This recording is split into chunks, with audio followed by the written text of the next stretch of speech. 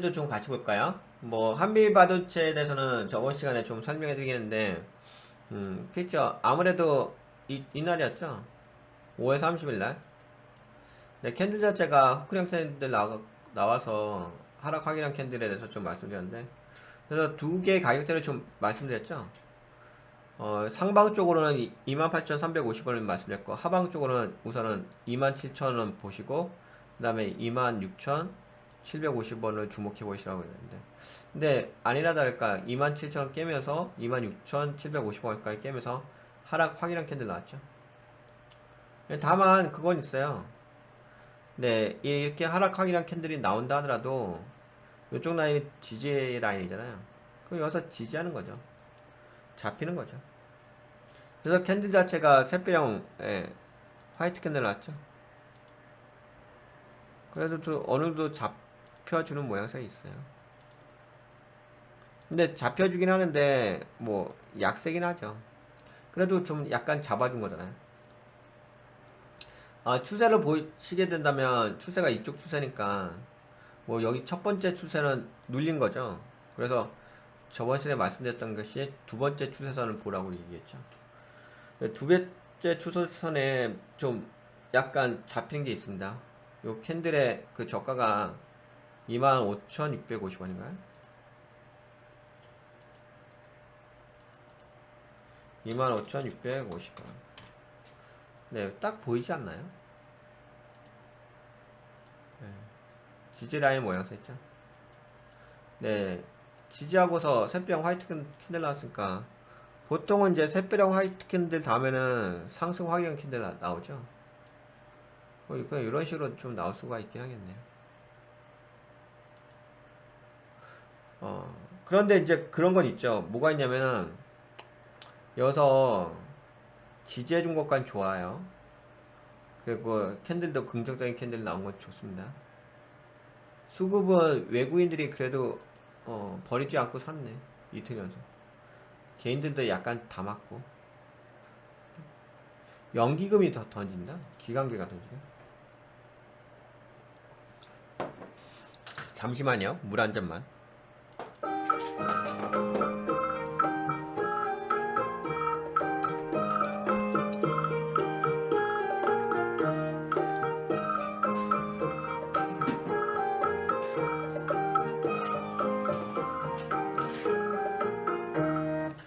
계속 얘기하니까 입술이 말라.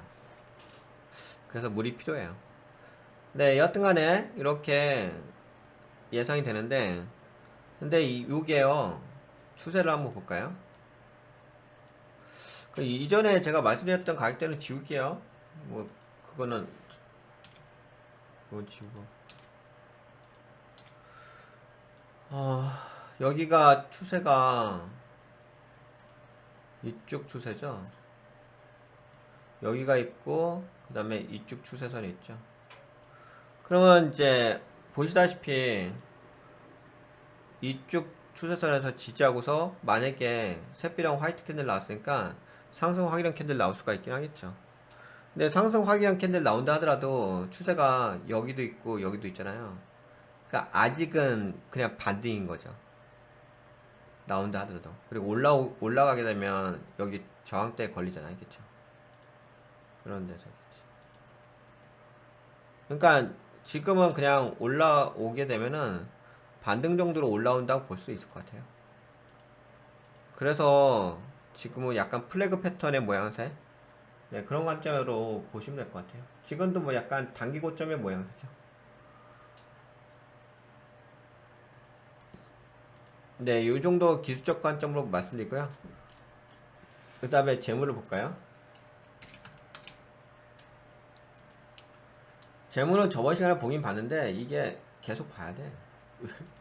왜냐면 방송을 처음 보시는 분들도 계셔서 이 방송.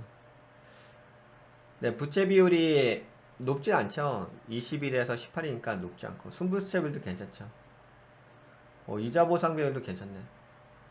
근데 다만 그게 있죠. 이자 보상 비율도 좋긴 한데 영업이익이 떨어지죠. 예전보다. 그러니까 이게 공통된 현상이 빠져. 작년 2분기부터 안 좋아지기 시작, 아니 2분기까지는 괜찮다가 3분기까지 안 좋아. 쭉쭉 떨어져요. 아시죠? 작년 어떤 일이 발생했는지. 중국과의 관계가 갑자기 틀어지기 시작했죠. 네, 그러면서 이제 보시게 되면 영업이익이 딱 그 시점이에요. 그 시점에 다 반도체 쪽이 다 빠져버려요. 영업이익이 다 쫙쫙쫙 빠져버린다. 이거 봐보세요. 이렇게 잘 나갔던 회사가, 아니 근데 이런 현상이 똑같아요. 반도체 쪽 다 똑같이 움직여요. 212억에서 438억 오히려 증가했잖아요. 그러니까 1분기에서 2분기까지 증가해. 근데 딱 그 고시점 2분기에서 3분기 요 시점이 촥 다 빠져버려요. 그동안 반도체 쪽에 우리나라 반도체 돈 많이 벌었잖아요. 딱 요 시점이 빠져버려요. 네, 212억에서 438억, 그 다음에 322억, 그 다음 쫙 빠져버리죠. 3분기 그래도 버텨. 그러다가 완전 극가속으로 빠져버립니다. 엄청나게 빠져버려요. 322억, 그러다가 봐보세요. 이게 말이 됩니까? 여기까지만 해도 212억이었는데 갑자기 145억까지 쫙 빠져버린다. 그리고 어떻게 돼요? 지금 야, 1분기 됐을 때 어떻게 됐어요? 1분기 됐을 때 20억이 돼버렸어요. 이게 말이 됩니까? 근데 이게 현실이에요. 그 외교에서 일어나는 문제들이 실제적으로 이렇게 산업 경제에 영향을 주는 게 너무 크죠, 이게. 그동안 잘 나갔던 회사가 이게 뭡니까, 완전. 네, 이 인형을 볼까요? 2,725억 원, 3,094억 원, 3,481억 원, 3,252억 원, 4,389억 원. 그래도 이 잉여금은 증가하네요. 경영을 어느 정도 잘 하긴 하네. 그래도 약간 그 영업이익은 좀 떨어지긴 했지만 당기순이익 정도가 받쳐주고 있네. 당기순이익이 받쳐주니까 이걸로 인해서 좀 올라갈 수 있는 게 있죠. 그러면서 좀 저평가되는 부분. 현금 흐름표 해볼까요? 현금 흐름표는 123억, 37억, 266억, 667억, 그 다음에 101억. 투자활동 현금이 플러스로 전환됐죠. 재무는 마이너스. 그래도 뭐 그렇게 안 좋지는 않은 것 같은데. 그나마 뭐 한미반도체는 경영을 그래도 어느 정도 잘 하는 것 같아요. 너무 그렇게 안 좋게 운영하는 것 같지는 않고. 그래서 기초가 496억 원에서 현재는 현금성 자산이 947억 원으로 좀 증가했다. 경영을 잘해서 이 정도 운영이 되는 거죠. 뭐.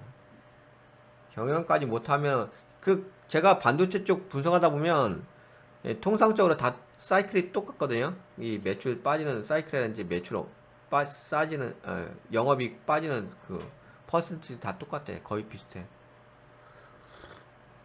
근데 어떤 기업들이 있냐면은 이제 반도체 쪽이 수출이 안 되잖아요. 지금 돈을 못 벌잖아. 그럼에도 불구하고 나름대로 경영을 잘하기 때문에 이익을 챙기는 기업들이 있긴 있어요. 단기 순이익에서. 근데 그런 회사는 그래도 어느 정도 버티는 거고. 근데 영업이익도 빠지고 단기 순이익도 빠지는 둘 다 빠지는 회사들이 있거든요. 근데 그거는 경영을 못 하는 거죠.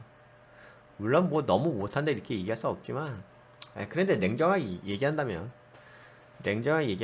못하는 거죠.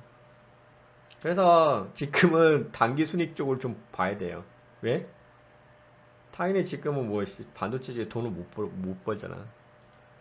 영업이익은 기대할 게 없어 솔직히.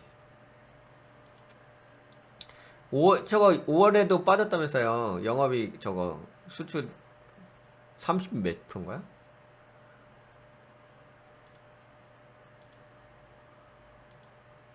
네, 여기 봐보세요.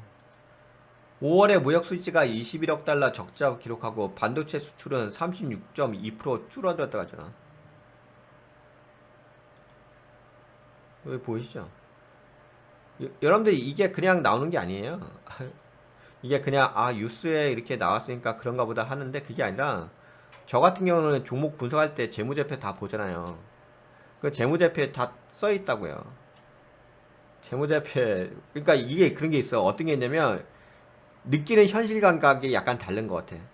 그냥 일반 개인 투자자분들이란지 일반 국민들은 TV에 뭐 헤드라인 뉴스로 뭐 5월 무역 수지가 21억 달러 적자됐다. 그리고 반도체 수출이 36.2%가 감소됐다. 이렇게 들으시면은 아, 그렇구나. 이렇게 생각하시잖아요. 근데 저는 다르죠. 저는 직접 맨날 종목에 대한 재무제표를 다 보잖아요. 그러니까 그게 딱딱딱 느껴지는 그, 뭐랄까? 감수성이라고 해야 되나?